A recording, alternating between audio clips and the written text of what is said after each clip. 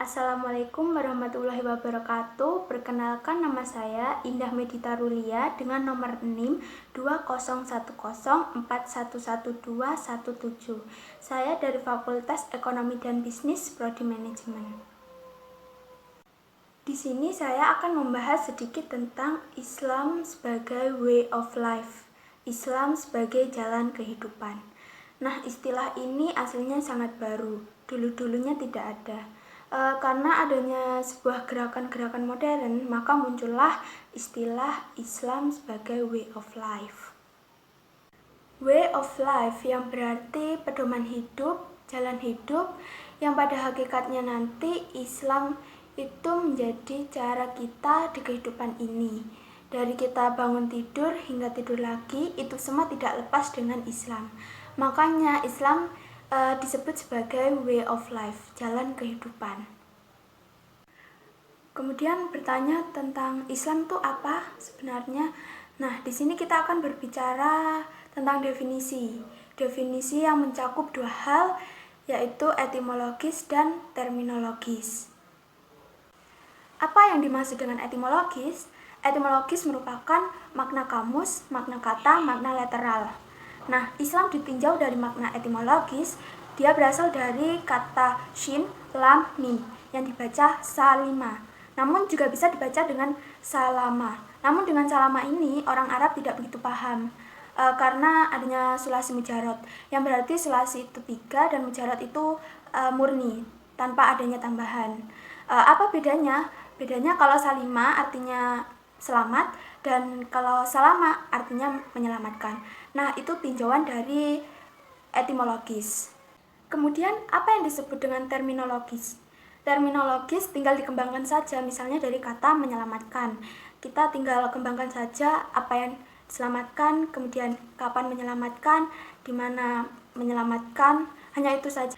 Kemudian tujuan Islam. Tujuan umum Islam itu sebenarnya dilihat dari makna Islam itu sendiri, berarti kan menyelamatkan, agar manusia berada pada bingkai fitrahnya, bingkai yang baik, yang nantinya kembali kepada Allah tetap dalam keadaan yang baik, yang dimana kita merupakan makhluk yang dalam prosesnya paling baik daripada makhluk lainnya.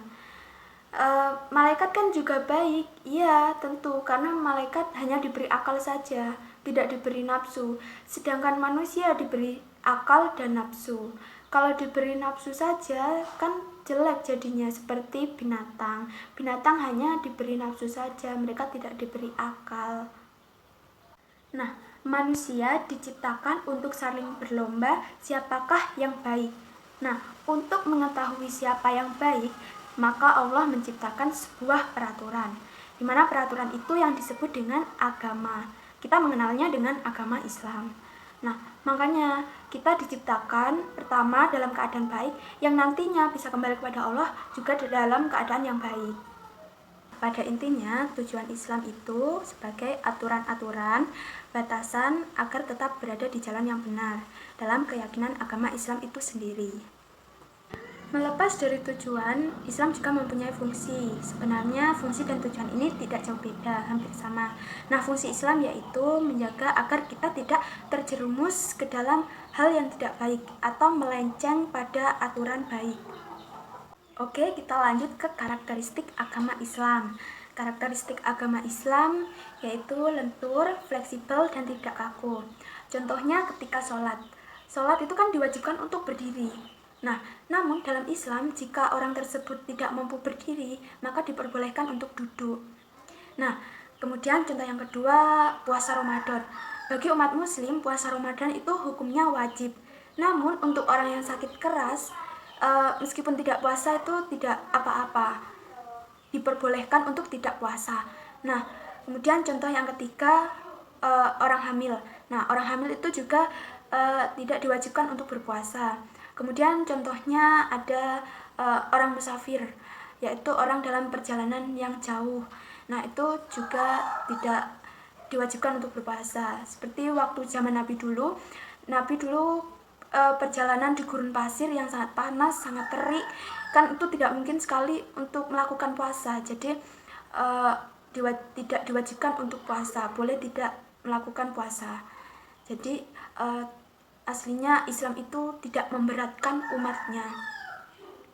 Nah, bisa dikatakan Islam itu simple.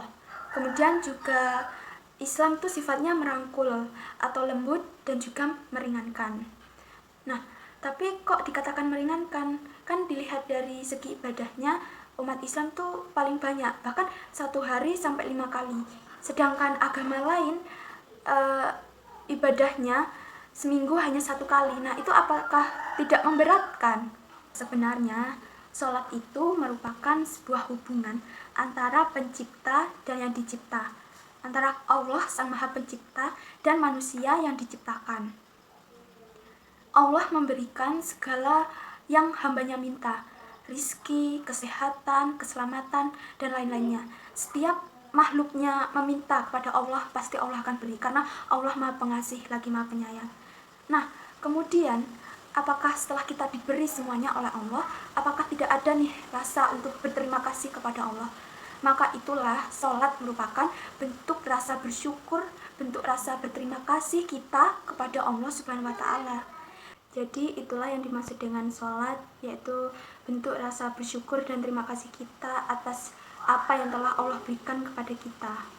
Nah, sekian dari saya, hanya itu yang bisa saya sampaikan mengenai Islam sebagai way of life. Sekian dari saya, terima kasih. Wassalamualaikum warahmatullahi wabarakatuh.